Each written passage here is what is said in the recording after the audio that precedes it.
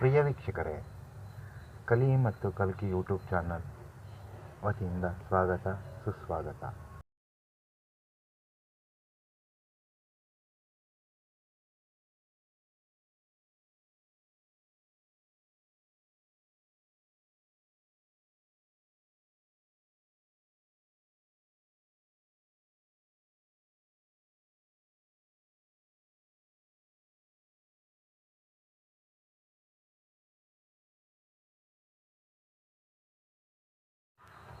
ಅಲ್ಲದೆ ಈ ಆದೇಶವನ್ನು ಕೇಂದ್ರ ವಾರ್ತಾ ಮತ್ತು ಪ್ರಸಾರ ಸಚಿವಾಲಯವು ಪ್ರಕರಣದ ಪ್ರತಿವಾದಿ ಆಗಿರುವ 37ಕ್ಕೂ ಅಧಿಕ ಮಾಧ್ಯಮ ಸಂಸ್ಥೆಗಳಿಗೆ ಮಾರ್ಗದರ್ಶನ ನೀಡಬೇಕು ಮತ್ತು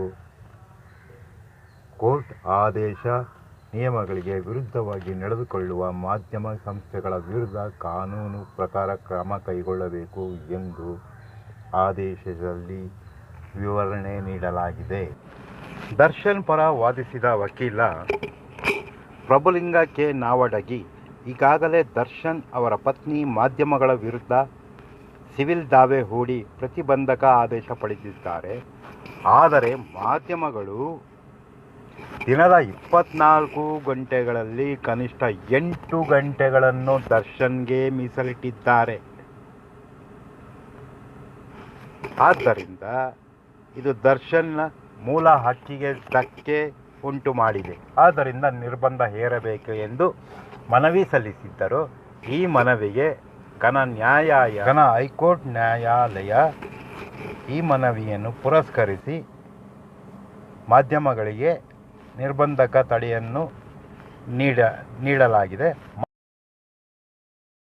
ನಟ ದರ್ಶನ್ಗೆ ಪ್ರಾರಂಭದಲ್ಲೇ ಗೆಲುವನ್ನು ಕಂಡಿದ್ದಾರೆ. ರೇಣುಕಾಸ್ವಾಮಿ ಕೊಲೆ ಕೇಸಲ್ಲಿ ದರ್ಶನ್ ಮತ್ತು ಸಂಗಡಿಗರಿಗೆ ಯಾವ ರೀತಿಯ ಶಿಕ್ಷೆ ಆಗಬಹುದೆಂದು ಜನರಲ್ಲಿ ಈಗಾಗಲೇ ಕಲ್ಪನಾ ಲೋಕಕ್ಕೆ ಜಾರಿದ್ದಾರೆ. ದರ್ಶನ್ ಪರವಾಗಿ ಖ್ಯಾತ ಕ್ರಿಮಿನಲ್ ಲಾಯರ್ ಎಸ್.ವಿ. ನಾಗೇಶ್ ಅವರು ವಾದ ಮಂಡನೆ ಮಾಡಲಿದ್ದಾರೆ. ಈ ಕೊಲೆ ಕೇಸಿನಲ್ಲಿ ದರ್ಶನ್ ಮೇಲೆ 7 ಮೊಕದ್ದಮೆಯನ್ನು ಹೂಡಲಾಗಿದೆ. ಅದರಲ್ಲಿ 4 ಮೊಕದ್ದಮೆ ಅತ್ಯಂತ ಕಠಿಣವಾಗಿದೆ.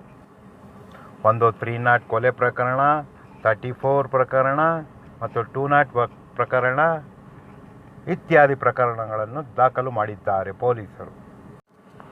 ಕೋರ್ಟಲ್ಲಿ ಏನಾದರೂ ಅಪರಾಧವು ಖಚಿತವೆನಿಸಿದಾಗ ಇವರಿಗೆ ನೀಡಬಹುದಾದ ಶಿಕ್ಷೆ ಎಂದರೆ ಅಪಹರಣ ಮೊಕದ್ದಮೆಗೆ 7 ರಿಂದ 8 ವರ್ಷ ಶಿಕ್ಷೆ ಮತ್ತು ಸಾಕ್ಷ್ಯನಾಶ ಮೊಕದ್ದಮೆಗೆ 2 ರಿಂದ 3 ವರ್ಷ ಮತ್ತು ಕೊಲೆ ಕೇಸಿಗೆ ಜೀವಾವಧಿ ಶಿಕ್ಷೆ ಅಥವಾ 8 ರಿಂದ 10 ವರ್ಷಗಳ ಶಿಕ್ಷೆ ಆಗಬಹುದು. ಆದರೆ ಈ ವಿಚಾರಣೆಯಲ್ಲಿ ವಾದ ಮತ್ತು ಪರ ವಿರೋಧ ನಡೆಯುವುದು ಸೆಷನ್ ಕೋರ್ಟ್ ಮತ್ತು ಹೈಕೋರ್ಟ್ ಮತ್ತು ಸುಪ್ರೀಂ ಕೋರ್ಟ್ ತನಕ ಈ ಮೊಕದ್ದಮೆಯು ಹೋಗುತ್ತದೆ. ಆದರೆ ಈ ರೇಣುಕಾಸ್ವಾಮಿ ಕೊಲೆ ಪ್ರಕರಣದಲ್ಲಿ ಯಾರೇ ಗೆದ್ದರೂ ಮೇಲಿನ ನ್ಯಾಯಾಲಯಕ್ಕೆ ಹೋಗುತ್ತದೆ. ಅಂದರೆ ಬೈ ಚಾನ್ಸ್ ದರ್ಶನೇ ಗೆಲುವನ್ನು ಕಂಡರೆ ರೇಣುಕಾಸ್ವಾಮಿಯವರ ಕುಟುಂಬ ಹೈಕೋರ್ಟಿಗೆ ಅಪೀಲ್ ಹೋಗಬಹುದು ಅಥವಾ ಸರ್ಕಾರವೇ ಅಪೀಲ್ ಹೋಗಬಹುದು. ಅಕಸ್ಮಾತ್ ರೇಣುಕಾಸ್ವಾಮಿ ಅವರ ತಂಡ ಗೆಲುವನ್ನು ಕಂಡರೆ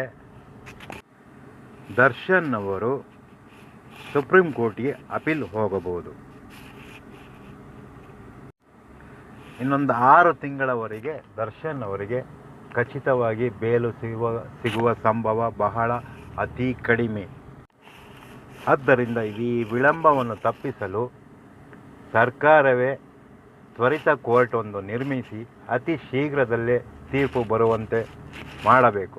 ನ್ಯಾಯಾಲಯವು ಸಹ ತ್ವರಿತಗತಿಯಾಗಿ ತೀರ್ಪು ನೀಡಬೇಕಾಗಿ ಎಲ್ಲರೂ ಮನವಿ ಮಾಡಬೇಕು. ಈ ವಿಡಿಯೋ ಇಷ್ಟ ಆಗಿದ್ದರೆ ಸಬ್ಸ್ಕ್ರೈಬ್ ಮಾಡಿ, ಲೈಕ್ ಮಾಡಿ, ಶೇರ್ ಮಾಡಿ. ಧನ್ಯವಾದಗಳು.